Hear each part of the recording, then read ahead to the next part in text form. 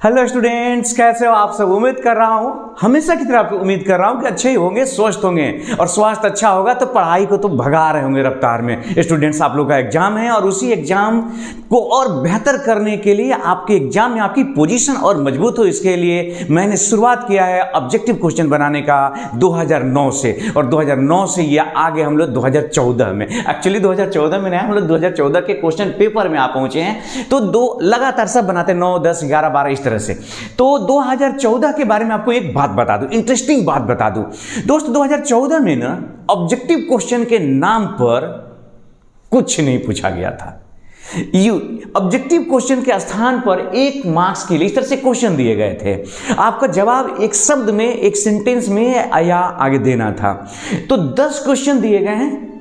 इस 10 सवाल ऑब्जेक्टिव के स्थान पर दिए गए हैं। आइए एक एक करके समझते हैं और जवाब लेने की कोशिश करते हैं। ये अच्छा ही है हमारे लिए, क्योंकि एक क्वेश्चन में कई सवालों के जवाब आपको मिलने वाले हैं। पहला क्वेश्चन है, कपर के मुख्य अयस्कों का नाम बताइए। दोस्त अभी बताओ यार, कपर के एक अयस्क थोड़ी ना होता है। 1 मार्क का क्वेश्चन मतलब होता है कि ये सब 1 मार्क से इसके लिए निर्धारित किए गए थे, तो प्रत्येक क्वेश्चन के लिए।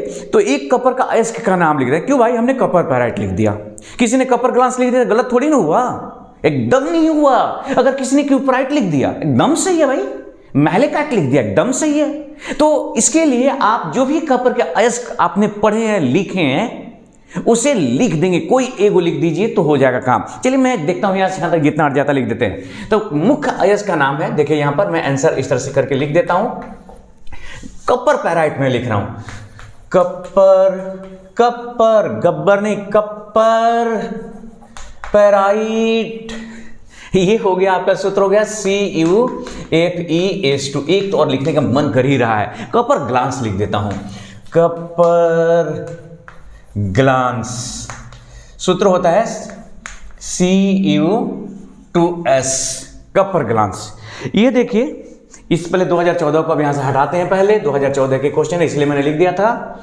स्टूडेंट्स, दूसरा है पैक्टीकरण पद को परिभाषित करें। देखिए, आप कभी कभी ऐसा होता है कि आपने सॉल्यूशन लिया और सॉल्यूशन जो होता है पेदी पे जाके बैठ जाता है, अवक्षेपित होना कहते हैं। तो ताजा अवक्षेप लेना है और उस ताजे अवक्षेप को फिर से कोलाइडी विलयन में बदल देना है।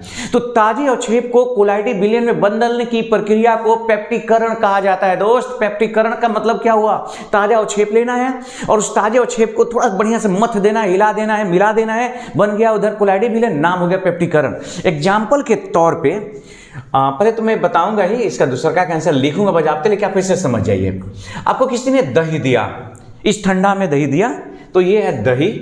इस दही में जो है आपने मिला दिया पानी, ऊपर से थोड़ा सा डाला चीनी, और अच्छी तरह से यहां पर इसमें क्या था पहले से जी, दही है, और फिर आपने घोल दिया, मिला दिया, तैयार हो गया लस्सी। आप यूं समझ लीजिए कि लस्सी बनाने की जो प्रक्रिया है ना, ये प्रक्रिया पैक्टीकरण कहलाती है। लस्सी जो बनाने की प्रक्रिया है, उसमें क्या क्या, आपने अवक्षेप लिया, उसमें पानी डाला, फिर चीनी मिलाया, मीठा मिलाया, उसको अच्छी तरह से मथ दिया और उधर तैयार हो गया लस्सी। तो हमें लस्सी नहीं बनाना, एक्चुअली हमें बनाना है कोलाइडी विलयन। तो कोलाइडी विलयन के लिए बस क्या यही चीज़ है कि ताज़ा अवक्षेप लेना है। ताजे अवक्षेप में परिक्षेपण माध्यम, दोस्त कोलाइडी विलयन में जो पानी, उसको उसके जगह पर क्या हम लोग शब्द का यूज करते हैं? परिक्षेपण माध्यम। तो ताजे अवक्षेप में परिक्षेपण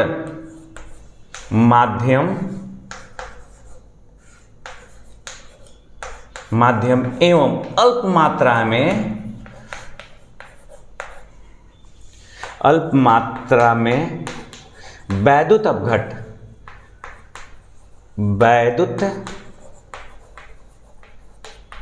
अपघट्ट मिलाकर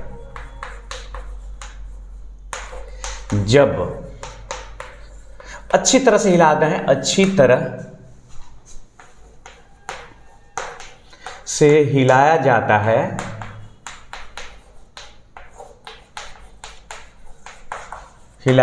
है, तो कोलाइडल सॉल्यूशन बनता है, कोलाइडल सॉल्व बनता है, जिसे क्या कहते हैं? पेप्टन कहते हैं। हिंदी में लिख देते हैं पेप्टन, पेप्टन के या पेप्टीकरण, पेप्टीकरण कहते हैं। मतलब ये हुआ कि आप अगर एक छोटे से सेंटेंस में कहें तो कुलाइडी सॉल्यूशन, कुलाइडी सॉल्व बनाने की एक विधि का नाम है पेप्टीकरण। इस विधि में क्या करते हैं तो ताजा अवक्षेप लेते हैं, मतलब समझिए क्या चाहें जो हिंदी में बैठ चुका है, उसमें थोड़ा सा परिक्षेपण माध्यम मिला देते हैं, फिर थोड़ा सा वैद्युतघट मिला देते हैं, अच्छी तरह से फेंट देते हैं, मिला देते हैं, और यूं समझ लीजिए कि हो गया पेप्टन। आप ऐसे समझिए कि आपके पास मिट्टी है, गीला मिट्टी कहीं से कीचड़ उठा लाए, फिर पानी मिलाया, फिर उसमें कुछ और मिलाया, हिला दिया, कीचड़ फिर से तैयार हो गया, उसी का नाम तो है पेप्टन यार, कुछ बड़ी चीज नहीं है पेप्टन। तो आप समझ गए हैं, ताजा अवक्षेप में परिक्षेपण माध्यम मिलाना है। और परिक्षेपण माध्यम समझ रहे हो दोस्त, जिसको विलयन में विलायक कहते हैं ना, विलायक सॉल्वेंट, उस सॉल्वेंट को कोलाइडी विलयन के सॉल्यूशन में, कोलाइडल के केस में परिक्षेपण माध्यम कहा जाता है। अब आते हैं अयस्क में उपस्थित अशुद्धि को क्या कहते हैं। अरे यार, इतना भी आसान सवाल नहीं पूछा जाना चाहिए था। अयस्क में उपस्थित अशुद्धि को गैंग कहते हैं या मैट्रिक्स कहते हैं। तो मैं ऐसे एक शब्द में आप सेंटेंस बना लीजिएगा, गैंग या मैट्रिक्स, गैंग या मैट्रिक्स, बस ऐसे मैंने सेंटेंस लिख दिया। आप पूरा सेंटेंस बना लेंगे, अयस्क में उपस्थित अशुद्धि को गैंग या मैट्रिक्स कहते हैं। उसके बाद है NiCO4 में Na का ऑक्सीकरण अवस्था। अरे यार, ये कितनी बार मैं अभी तक अपने इस YouTube चैनल से इसका ऑक्सीडेशन नंबर निकाल चुका होऊंगा। देखिए जरा, NiCO4, Na का ऑक्सीडेशन नंबर निकालना है दोस्त। तो एक समान लेंगे और पूरी दुनिया के, कम से कम हमारे स्टूडेंट तो जानते हैं कि कार्बन मोनोऑक्साइड एक कंपाउंड है और उस कंपाउंड का ऑक्सीडेशन नंबर होता है 0। आप हैं हीरो, इस कंपाउंड में कार्बन मोनोऑक्साइड का ऑक्सीडेशन नंबर है 0। तो यहां पर हमने लिखेंगे 0 × 4 = 0, देयरफॉर X = बोलिए 0, और हो गया कार्बन मोनोऑक्साइड NiCO4 में Na का ऑक्सीडेशन नंबर आ गया 0। अब उसके बाद है CH4 में कार्बन का संकरण क्या है। अरे यार, इतना बड़ा बड़ा संकरण बना लेने वाले लोग, मेरे भाई, मेरे स्टूडेंट, आपको क्या लगता है कि विद्युत विच्छेदन का, मुझे माफ करिएगा, विद्युत विच्छेदन का उपयोग किसमें किया जाता है। तो पहले इसको लिख लेते हैं उसके बाद। तो विद्युत विच्छेदन का जो उपयोग है वो क्या है कि देखिए, अब इसका भी जवाब कोई एक फिक्स नहीं दिया जा सकता। अब जरा ध्यान से सुनिएगा, विद्युत विच्छेदन के तो कई उपयोग है ना, कई उपयोग हैं। उदाहरण के तौर पे अगर हम लोग बात करें, अगर इनऑर्गेनिक में, तो धातु जो होते हैं, धातु के निष्कर्षण में विद्युत विच्छेदन का उपयोग होता ही है। धातुओं के शुद्धिकरण में, प्यूरिफिकेशन में, शोधन में भी उसका उपयोग होता है। अगर मैं बात करूं जैसे क्लोरीन गैस, तो क्लोरीन गैस के उत्पादन में होता है। अनेक ऐसे कंपाउंड्स हैं जिसको डिकम्पोज करके नए पदार्थ के निर्माण में, ऑर्गेनिक केमिस्ट्री में कितनी बार आपने पढ़ा हुआ, तो इलेक्ट्रोलाइसिस का, विद्युत विच्छेदन का उपयोग किया जाता है। तो यहां पर मैं लिख देता हूं 1-2 लाइन कि विद्युत विच्छेदन का उपयोग। तो मैं लिख देता हूं धातुओं के, यहां पर लिख रहा हूं,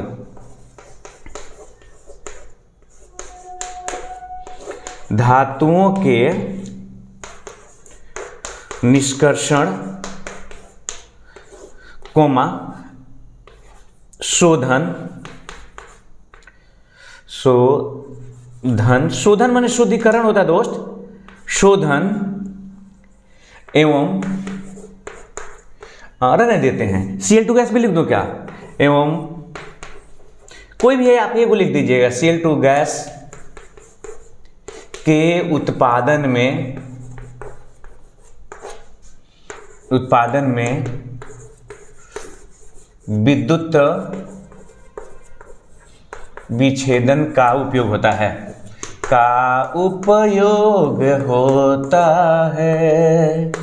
होता है। हो गया, सिंपल। आप इसमें से कोई एक लाइन लिखना है। देखिए ये बड़ा कंफ्यूजन वाला क्वेश्चन था 2014 का। हम कैसे कोई फिक्स करेंगे कि लिखेंगे। मान लीजिए आपने लिखा धातुओं के निष्कर्षण में, किसी ने धातुओं के शोधन में लिख दिया, किसी ने Cl2 के उत्पादन में लिख दिया, किसी ने दूसरे किसी यौगिक के निर्माण में लिख दिया, किसी ने किसी और के निर्माण में लिख दिया। तो ये टीचर के विवेक पर था कि उसका सही जवाब टिक लगाना है या नहीं लगाना, एक्चुअली सही करना था। तो आपने समझ धातु के निष्कर्षण, शोधन इत्यादि जो आपको लगे कि हाँ इसमें विद्युत विच्छेदन का उपयोग किया जाता है, उसमें किया जाता है। जैसे मान लीजिए कि आपको जल के वैद्युत अपघटन से, आप जानते हैं जल में थोड़ा सा एसिड मिलाते हैं, वैद्युत अपघटन करते हैं और ऑक्सीजन गैस प्राप्त करते हैं, CO2 गैस प्राप्त करते हैं, सॉरी ऑक्सीजन गैस प्राप्त करते हैं, हाइड्रोजन गैस प्राप्त करते हैं। तो ये भी लिख सकते हैं उसके विद्युत विच्छेदन में, इस पदार्थ के विद्युत विच्छेदन में। अब आते हैं नेक्स्ट 6 में है CH4 में कार्बन का संकरण। तो दोस्त इसे मिटाने से पहले मैं यहीं पर एक छोटा सा चीज आपको बताना चाहूंगा, जरा देखेंगे। ये क्वेश्चन नंबर 6 है। CH4 में आप जब CH4 का जब स्ट्रक्चर बनाएंगे तो कुछ ऐसे बनाएंगे, बोलिए हाँ या ना, बनाएंगे ना। तो इसमें CH4 में सिग्मा बॉन्ड क्या हुआ है, देखिए 1 2 3 4, तो सिग्मा बॉन्ड हुआ 4। अब बताइए इसमें लोन पेयर कितने हैं, तो लोन पेयर तो एक भी नहीं, 0, तो 4, तो 4 का मतलब हुआ क्या, sp3। और इस तरह से CH4 में कार्बन का ऑक्सीडेशन नंबर है sp3।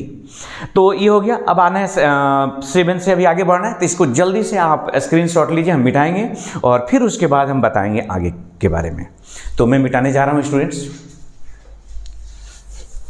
और आप लोग अगर कोई 2 नंबरिया क्वेश्चन है अगर बना रहे हैं, उसमें कहीं समस्या हो रही है तो आप मुझे बताएंगे, मैं उस पर वीडियो बना दूंगा आपके लिए। देखिए अब है क्वेश्चन नंबर, ओलियम क्या है, ओलियम का सूत्र क्या है। बड़ा आसान सवाल पूछा गया था, मजा आ गया होगा बच्चों को जो 2014 में थे। देखिए सल्फ्यूरिक एसिड का उत्पादन याद है ना आपको। सल्फ्यूरिक एसिड कौन से प्रोसेस है, हम लोग के सिलेबस में दिया गया कॉन्टैक्ट प्रोसेस है। तो जब कॉन्टैक्ट प्रोसेस से सल्फ्यूरिक अम्ल का उत्पादन करने जाते हैं आप, तो उसमें ओलियम जैसा चीज आपको मिलता है। ओलियम, ओलियम का सूत्र चाहिए ना हमें, ओलियम का। अरे यार ये म है, म मने माँ वाला म है। ओलियम का सूत्र देखिए H2SO7। दोस्त अगर मैं आपसे पूछूं कि ओलियम ये कैसे बना है, तो एक बात आपको बता दें आपकी जानकारी के लिए कि जो सल्फ्यूरिक एसिड है ना H2SO4, इसमें अगर मिला देते हैं SO3 सल्फर ट्राईऑक्साइड, तो ये बन जाता है ओलियम। H2SO4 माने सल्फ्यूरिक एसिड में सल्फर ट्राईऑक्साइड से जब रिएक्शन कराते हैं, मिक्स करते हैं, तो बनता है ओलियम। और एक आपको मजेदार बात बता दें, ओलियम में जब जल मिलाते हैं, उसको जब तनु करते हैं, पानी मिलाते हैं, तो बन जाता है फिर से सल्फ्यूरिक एसिड। इसमें आप क्या करिए कि H2O मिला दीजिए, इसमें ओलियम में H2O मिला दीजिए और फिर देखिए क्या होता है। तो H2O जैसे मिलाएगा तो ये 2H2SO4 हो जाएगा। तो देखिए ना कितना मजेदार सीन है ये, कि याद रखिएगा संपर्क विधि कॉन्टैक्ट प्रोसेस से सल्फ्यूरिक एसिड बनाने के क्रम में ओलियम जैसा चीज मिलता है आपको। सल्फ्यूरिक एसिड में जब सल्फर ट्राईऑक्साइड मिक्स कर देते हैं तो बनता है ओलियम, और फिर ओलियम में जब पानी मिला देते हैं, तनु कर देते हैं, उसको पतला कर देते हैं, तो बन जाता है फिर से एक बार सल्फ्यूरिक एसिड। नेक्स्ट क्वेश्चन है H3PO4 में फास्फोरस का ऑक्सीकरण संख्या। यार ये सब जब मैं क्वेश्चन देख रहा हूँ ना रिपीट करते हुए, तो बड़ा ताज्जुब। आपको पता है ना कितनी बार तो मैंने बताया है होगा। जैसे इसके ऑक्सीडेशन जब हम लोग निकाल रहे थे, तो यहाँ पर तो ऑक्सीकरण अवस्था निकालना है, लेकिन जब ऑक्सीडाइजिंग एजेंट, रिड्यूसिंग एजेंट बता रहे थे, तब भी मैंने इसके बारे में आपको बताया होगा कि ये क्या है, ऑक्सीडाइजिंग एजेंट है कि रिड्यूसिंग एजेंट है कि दोनों। दोस्त अच्छा चलो ये होमवर्क के रूप में मैं आपको दे रहा हूँ। जब आप ये वीडियो देख रहे होंगे तो मैं चाहूँगा कि आप मुझे बताएंगे कि H3PO3 क्या है, ऑक्सीडाइजिंग एजेंट है कि रिड्यूसिंग एजेंट है कि दोनों की तरफ व्यवहार करता है, और हाँ क्यों करता है, इस सवाल का भी जवाब दीजिएगा। आपको याद रहेगा ना H3PO3 क्या है, आपको पता लगाना है ऑक्सीडाइजिंग एजेंट, रिड्यूसिंग एजेंट या दोनों की तरह। मैंने ऑक्सीडाइजिंग एजेंट, रिड्यूसिंग एजेंट दोनों की तरह काम करता है। और रही बात इस सवाल के जवाब देने की, तो यूँ तो चुटकी बजाकर हम लोग हल कर लेंगे। यहाँ देखिए चुटकी बजा के तो नहीं हल हो पाएगा यार, ये तो हो लगा चौके से 8 है, ऐसे कहने के लिए लोग बोल देते हैं, हमने भी कह दिया। आप लोग भी ऐसा कुछ कहते हैं, H3PO3 है। तो यहाँ पर 3 होगा ना, एक हाइड्रोजन का ऑक्सीडेशन नंबर, एक हो गया सल्फर के लिए, सॉरी फास्फोरस के लिए 100 हो गया, और एक ऑक्सीजन का -2, 3 दूनी के 6 इक्वल टू 0, और इस तरह से ऑक्सीडेशन नंबर हो गया, कितना हो गया, x बराबर +3। तो H3PO3 में आपका ऑक्सीडेशन नंबर है फास्फोरस का +3, और आपको यह भी बताना, जैसा मैंने बताया कि ऑक्सीडाइजिंग एजेंट, रिड्यूसिंग एजेंट ये क्या है, हमें कमेंट करके बताएंगे और क्यों है, इस दोनों सवालों का जवाब। उसके बाद है इलेक्ट्रॉनिक विन्यास लिखना है Cu+ का, तो मैं मिटाना चाहूँगा। देखिए मिटाने वाला तो बस एक ही है, ऊपर खुदा बैठा हुआ, ईश्वर बैठा हुआ, गॉड जिसको आप कहते हैं, भगवान कहते हैं। हम तो बोर्ड पर लिखी हुई चीज़ें मिटा सकते हैं। कप पर देखिए, इधर है 9 नंबर क्वेश्चन। दोस्त कपर होता है 29, तो पहले 29 का लिख लेते हैं, कपर का लिख लेते हैं, और फिर देखेंगे कपर प्लस का क्या होगा। तो 1s2 2s2 2p6 3s2 3p6 3d 9 4s2। ये कपर का इलेक्ट्रॉनिक कन्फिग्रेशन होना चाहिए तो बहुत कुछ, सब कुछ होता नहीं है, लेकिन आपको पता है ना कि कपर जो है ना एक एक्सेप्शनल इलेक्ट्रॉनिक कन्फिग्रेशन दिखाता है। तो एक्सेप्शनल दिखाने का मतलब होता है कि ये भाई साहब एक यहाँ से हट जाते हैं 1 और ये हो जाते हैं 10, तो ये हो गया कपर का इलेक्ट्रॉनिक कन्फिग्रेशन। क्या आपको कपर का इलेक्ट्रॉनिक कन्फिग्रेशन लिखना था? जी नहीं, कपर प्लस का माने कपर आयन का, इस पर एगो प्लस दे देंगे, तो एगो प्लस का मतलब कि एगो इलेक्ट्रॉन निकल के भाग चला, मैंने जबरदस्ती खदेड़ दिया, आप यूं समझ लीजिए। तो इलेक्ट्रॉन खदेड़ने कहाँ चलेंगे? क्या इसको खदेड़ा जाए? बताइए बताइए बताइए बताइए, यहाँ से खदेड़ा जाए, तो ये इलेक्ट्रॉन निकल गया। तो आप अगर कोई कहता है कि हमें Cu+ का ऑक्सीडेशन नंबर चाहिए, सॉरी इलेक्ट्रॉनिक कन्फिग्रेशन, तो Cu+ का इलेक्ट्रॉनिक कन्फिग्रेशन हो गया। अब आते हैं इस कंपाउंड का नाम। तो नाम में क्या रखा है, मैं थोड़ा सा मिटाना चाहूँगा, या यहीं पर बनाने की कोशिश करते हैं। ये देखिए, इतना काफ़ी है, पर्याप्त हम लोग के लिए। लिखा हुआ है K4Fe। जब हमने ऑक्सीडेशन वगैरह नंबर वगैरह बताया ना, उसी समय सबका नाम वगैरह भी बताया कि नाम कैसे लिखा जाता है। लेकिन अगर आप लोग इस तरह के किसी कंपाउंड के नाम लिखने में कोई समस्या हो रही हो, किसी एग्जाम में पूछा गया हो, तो आप मुझे बताएंगे, मैं कोशिश करूँगा उसका जवाब दूँ। देखिए ये है पोटेशियम, तो लिख दीजिए पोटेशियम, इसमें हम लोग का क्या जाता है? पोटेशियम कितना है बताइए? 6, तो लिखेंगे हेक्सा। दोस्तों दिख रहा है आपको, पोटेशियम लिखा हमने, चलिए व्हाइट से लिख देते हैं, पोटेशियम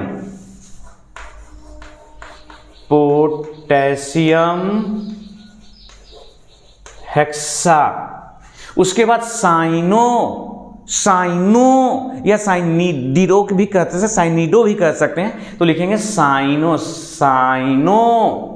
और ये देख रहे हैं यहाँ हटेगा तो इसमें माइनस आवेश आएगा ना 4, तो ये तो एक नेगेटिव कॉम्प्लेक्स हो गया, तो लिखेंगे फेरेट, FeRrate, फेरेट, और ब्रैकेट में इसका ऑक्सीडेशन